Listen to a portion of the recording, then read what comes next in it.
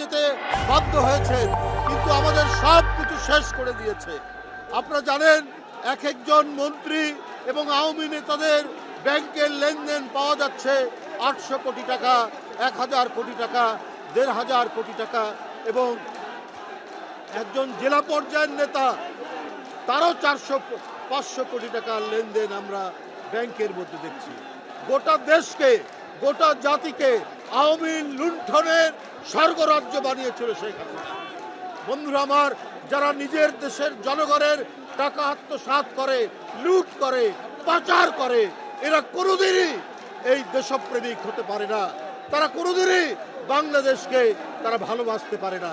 তাই তাদের হাত দিয়ে আমরা দেখেছি বারবার গণতন্ত্র হত্যা হয়েছে। শেখ হাসিনার বাবের আমলে আমরা বাকশাল দেখেছি, সমস্ত রাজনৈতিক দলকে বন্ধ হয়ে যেতে দেখেছি। আর এইবার দেখলাম দ্বিতীয় বাকশাল করার জন্য এরা ঘর থেকে বিএনপির নেতাকর্মী, যুবদল, স্বেচ্ছাসেবক দল, ছাত্র দলের নেতাকর্মীদেরকে টেনে টেনে নিয়ে এসে তাদেরকে হত্যা করেছে।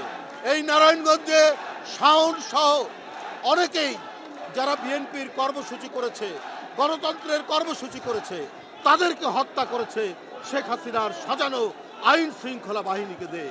তাই বন্ধুরা আমার, আমরা এই রক্তাক্ত পথ পাড়ি দিয়ে, আমরা এই ভয়ঙ্কর অসংখ্য লাশ পাড়ি দিয়ে আমরা যে গণতন্ত্রের পথে যাত্রা শুরু করেছি, এই যাত্রা পথে আমাদের এখনো অবাধ সুষ্ঠু নির্বাচনের মধ্যে দিয়ে অবাধ এবং নিরপেক্ষ সকলের অংশগ্রহণমূলক নির্বাচন আমাদের এখনো অনুষ্ঠিত হয়নি।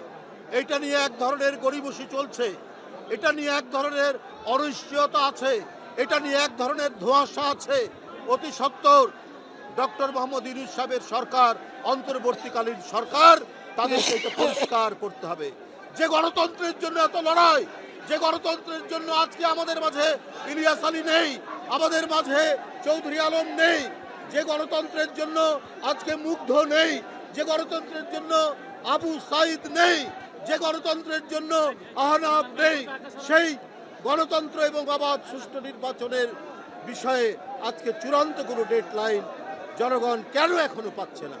বন্ধুরা আমার, আজকে এই সমাজ এবং শান্তি স্থিতি আনতে হলে আমাদেরকে অতি দ্রুত রাজনৈতিক দল তারা যাতে জনগণের ভোট নিয়ে ক্ষমতায় আসতে পারে, সেই অবাধ সুষ্ঠু নির্বাচন নিশ্চিত করতে হবে।